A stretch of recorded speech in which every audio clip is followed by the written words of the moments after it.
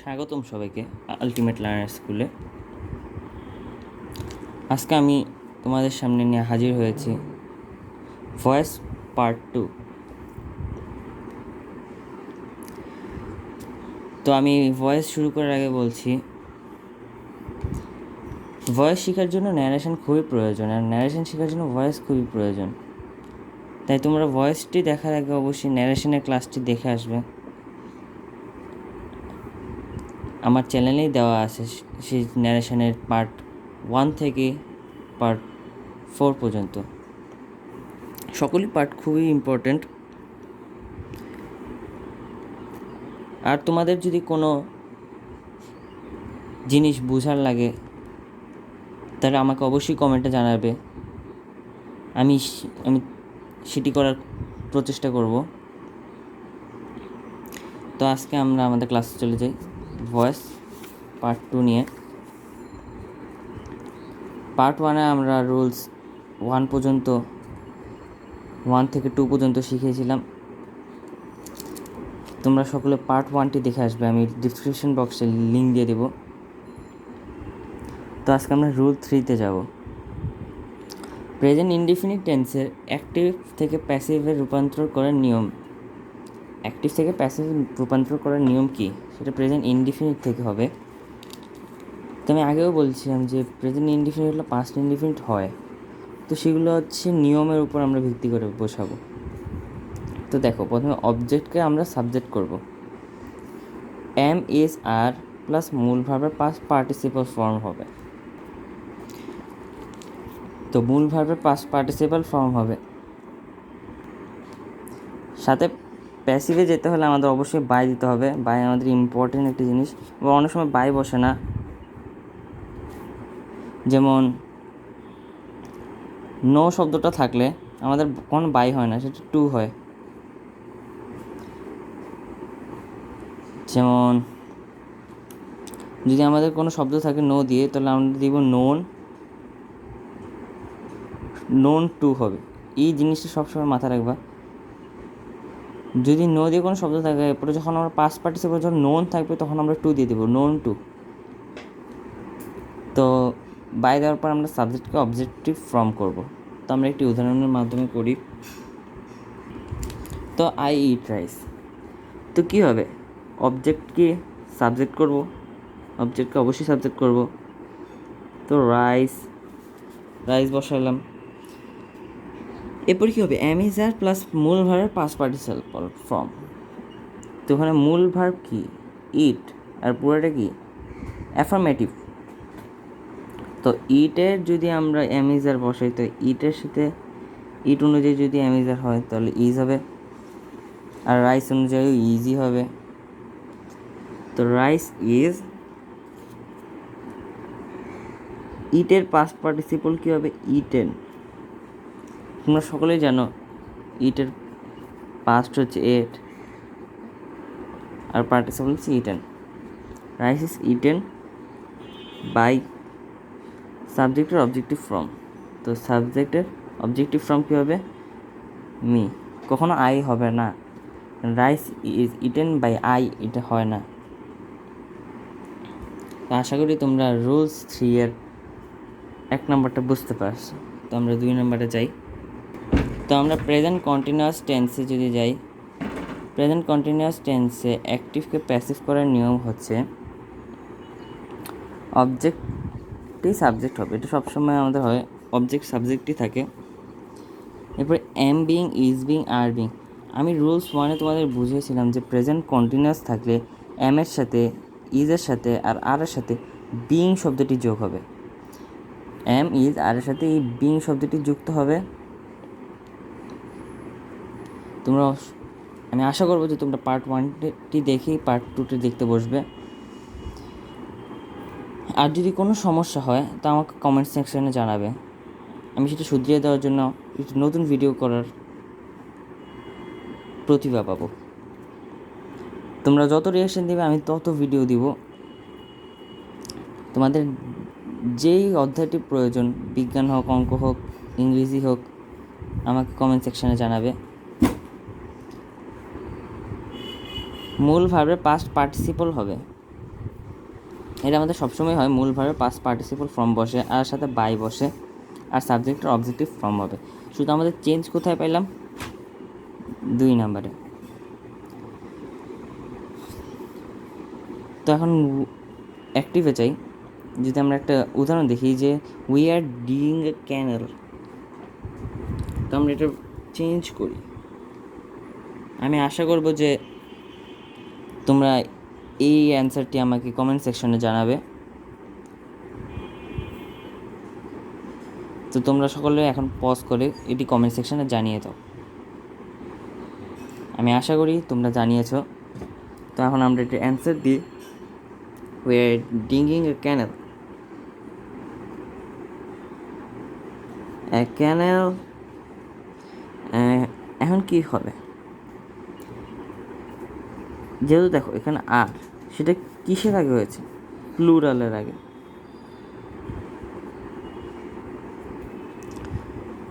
আর হয়েছে প্লুরালের আগে। এখন ডিগিংকে যদি আমরা ডিগিংকে যদি আমরা পাস্ট পার্টিসিপল ফর্ম হয় তো হবে হচ্ছে ডাগ, ডিগ ডাগ, ঠিক আছে? এখানে কিন্তু ডিগিং অর্থাৎ আইএনজি ফর্ম অর্থাৎ জিরান্ড, আর যদি ডাগ হয় তো সেটা একটা বোঝাবে। তো আমরা কী দিব? ইজ দিব। আর এই ক্যানেলের সাথে এমনিও ইজি হয়, তো ইজের সাথে যদি দিই তো অবশ্যই আমরা ইজ বিং দিব না দেখি। যদি কন্টিনিউয়াস টেন্স থাকে এর জিরান্ডও প্লাস কন্টিনিউয়াসও, তো যদি কন্টিনিউয়াস টেন্সে থাকে তো a canal is being dug by us. A canal is being dug by us হবে। তো যদি আমরা আরেকটা রুলসে চলে যাই, প্রেজেন্ট পারফেক্ট টেন্স। আমরা এতক্ষণ পড়ছি প্রেজেন্ট ইনডিফিনিট, প্রেজেন্ট কন্টিনিউয়াস, এখন প্রেজেন্ট পারফেক্ট। প্রেজেন্ট পারফেক্টকে অ্যাক্টিভ করার নিয়ম, অবজেক্টের সাবজেক্ট হবে। এটা হচ্ছে কমন, অবজেক্টের সাবজেক্ট সবসময় করতে হবে। এটা হ্যাভ বিন হ্যাজ বিন হবে, মূল ভার্বের পাস্ট পার্টিসিপল হবে, এটাও কমন। এটা হচ্ছে প্যাসিভের ক্ষেত্রে কমন, এটা সব ক্ষেত্রেই কমন। তো এই রুলসটা দেখার পর আমি আশা করব তোমরা এই অ্যান্সারটি দিতে পারবে। তো আমি আবারও আশা করতে পারি যে তোমরা এটি কমেন্ট সেকশনে জানাও।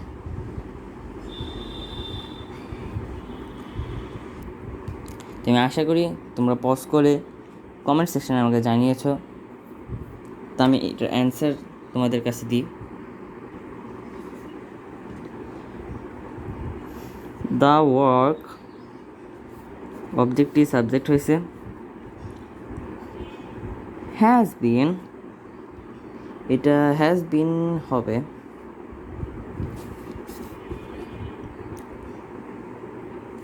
সরি আমাদের কিছু টেকনিক্যাল প্রবলেম হয়েছিল, তো আমরা আবার যাই। The work has been done by him. The work has been done by him. তো আমরা অবজেক্টকে সাবজেক্ট করলাম, হ্যাভ বিন বা হ্যাজ বিন দিলাম, যেহেতু এখানে হ্যাজ তো আমরা হ্যাজ বিন দিলাম। ডান দেওয়াই আছে, পাস্ট পার্টিসিপল করাই আছে, তো আমরা পাস্ট পার্টিসিপল রাখলাম। অনেকে আমি দেখেছি যখন খাতা দেখা হয় স্কুলের, এই ডান যখন থাকে তখন ডানের জায়গায় অনেকে নিজে নিজে বানিয়ে ডানিং, ডান্ড এগুলা পাস্ট পার্টিসিপল করে ফেলে। কিন্তু আমি বলবো তোমরা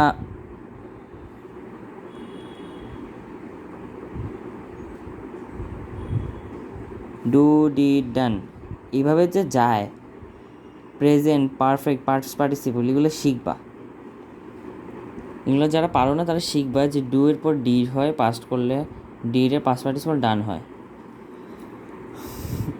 তা যারা কমেন্ট সেকশনে জানিয়েছো এবং যাদেরটা হয়েছে তাদের জানিয়ে শুভকামনা, আর যাদের হয়নি তারা পরেরটা চেষ্টা করো। তাই পরেরটাতে যদি যাই, পাস্ট ইনডিফিনিটে চলে গেলাম আমি। এখানে কিন্তু প্রেজেন্টের প্রেজেন্ট পারফেক্ট কন্টিনিউয়াস হয় না, এগুলোর কোনো চেঞ্জ হয় না। তো পাস্ট ইনডিফিনিট টেন্সকে চেঞ্জ করার নিয়ম হচ্ছে অবজেক্টকে সাবজেক্ট করতে হবে। আমি আগেও বলছি এটা কমন। ওয়াজ বা ওয়্যার হবে, আমরা যখন কন্টিনিউয়াস যাবো তখন ওয়্যার ওয়াজ বিং হবে। মূল ভার্বের পাস্ট পার্টিসিপল ফর্ম হবে, এটাও কমন। বাই হবে, প্যাসিভের ক্ষেত্রে সবসময় বাই হবে। সাবজেক্টকে অবজেক্ট হবে। তো যাদেরটি আগের বার হয়নি, আশা করি এবার তোমরা এই কমেন্টসে লিখে এই উত্তরটি হবে। তো তোমরা ভিডিওটি পজ করে অ্যান্সারটি দিয়ে দাও। তো আমি আশা করি তোমরা অ্যান্সারটি দিয়েছ। তো আমি বিশ্লেষণে যাই। A bird was killed by him. Object subject হয়েছে, যেহেতু হি কিল্ড আ বার্ড, অর্থাৎ সেটা কী বোঝাইছে?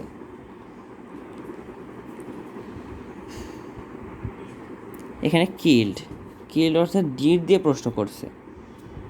যদি ডিড দিয়ে প্রশ্ন করে তো আমাদের অবশ্যই পাস্ট হবে, যেটা পাস্ট ইনডিফিনিট টেন্স। তো আমাদের সেই অনুসারে ওয়াজ দিব, ওয়াজ বা ওয়্যার হবে। মূল ভার্বের পাস্ট পার্টিসিপল ফর্ম যদি হয় তাহলে কিল্ডই থাকবে।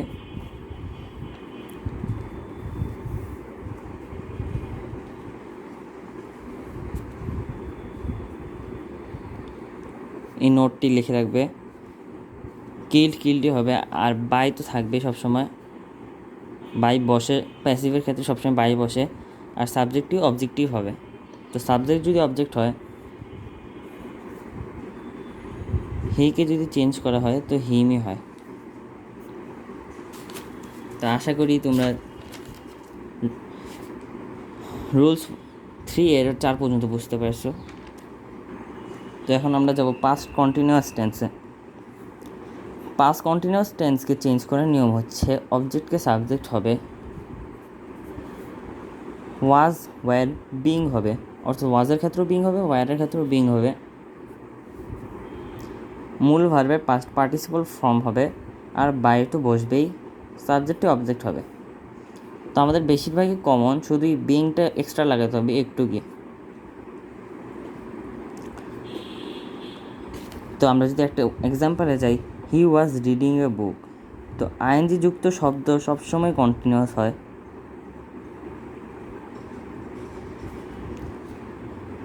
নোট দিয়ে একটা,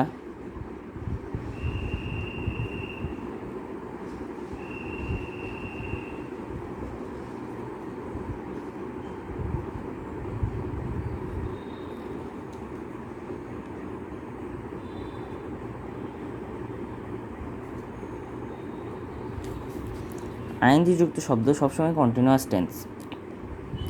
তো হি ওয়াজ রিডিং এ বুক যদি হয় তো হবে আমাদের হ্যাঁ ঠিক আছে, আ বুক was being read by him. তো এ বুক অবজেক্টই সাবজেক্ট হয়েছে। ওয়াজ বা ওয়্যার যদি দিই তো এ বুকের সাথে ওয়াজ হবে, বিং দিলাম। মূল ভার্বে যদি পাস্ট পার্টিসিপল ফর্ম দিই তো রিডের পাস্ট পার্টিসিপল ফর্ম কি?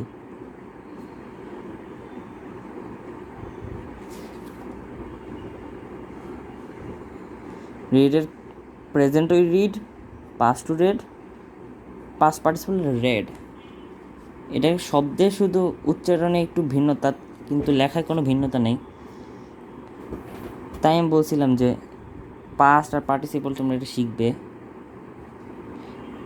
তো রিড বাই দিব আমরা, রুলস অনুযায়ী বাই।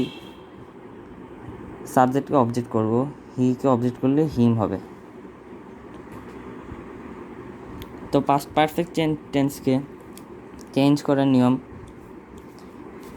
অবজেক্ট সবসময় সাবজেক্ট হবেই। তো অবজেক্টে সাবজেক্ট করার পর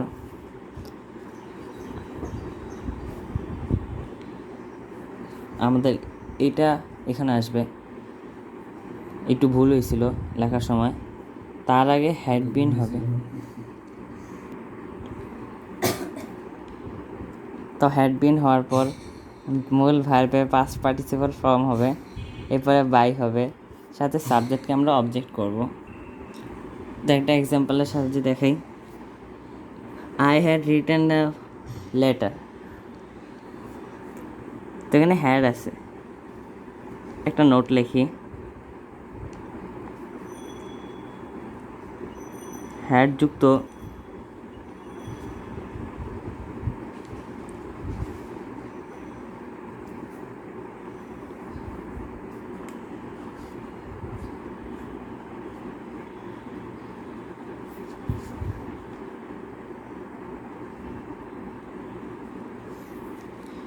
হ্যাডযুক্ত সেন্টেন্সই হবে পারফেক্ট টেন্স, সেটা প্রেজেন্ট হোক পাস্ট হোক কোনো ম্যাটার করে না। হ্যাড না, সাথে হ্যাভও হবে, হ্যাজও হবে। হ্যাভ হ্যাজ বোঝালে প্রেজেন্টের কথা বোঝাবে, আর পাস্টের সময় হ্যাড বোঝাবে। তো আই হ্যাড রিটেন আর লেটার যদি হয়,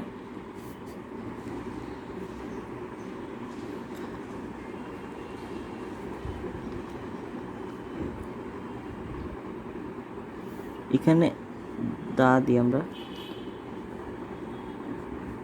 the letter had been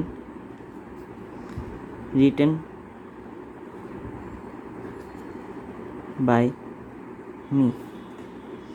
The letter had been written by me হবে। তো ফিউচার ইনডিফিনিট টেন্সকে যদি আমরা চেঞ্জ করার নিয়ম দেখাই, অবজেক্টকে সাবজেক্ট হবে, শেল বি হবে, উইল বি হবে। কন্টিনিউয়াসে দেখাইছিলাম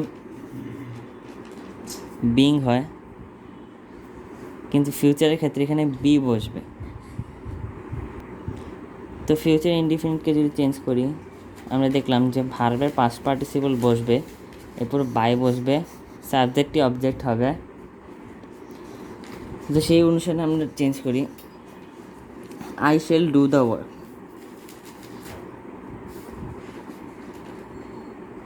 The work shall be done by me. এতটুকুই। The work shall be done by me কীভাবে হলো? সাবজেক্ট কি অবজেক্ট হলো, শেল বি হলো, ভার্ব পাস্ট পার্টিসিপল ফর্ম হবে, ডুকে আমরা ডান করব, আমরা আগেও দেখেছিলাম। বাই হবে, সাবজেক্টই অবজেক্ট।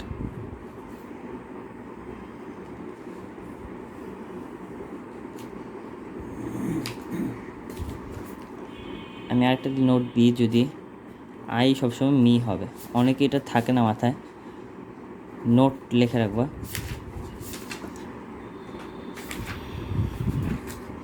তো ফিউচার পারফেক্ট টেন্সে যদি চেঞ্জ করার নিয়ম আসে, তাহলে অবজেক্টই সাবজেক্ট হবে, শেল হ্যাভ বিন হবে, উইল হ্যাভ বিন হবে।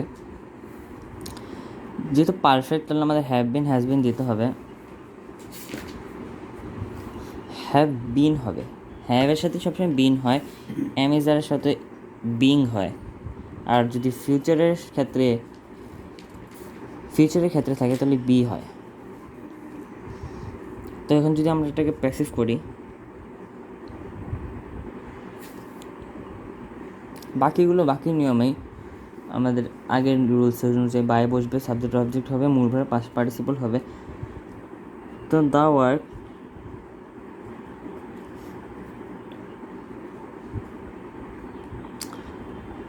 তো আমাদের হবে উইল হ্যাভ বিন